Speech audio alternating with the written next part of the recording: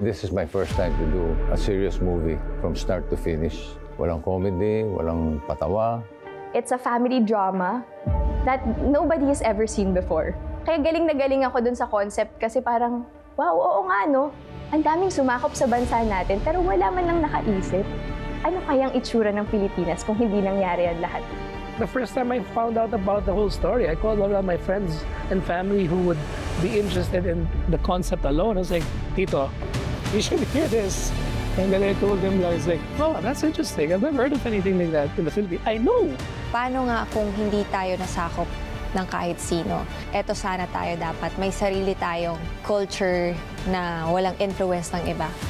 The story itself is solid. Pag gumagawa tayo ng pelikula, we want to be able to feel yung eagerness mo to know about the film.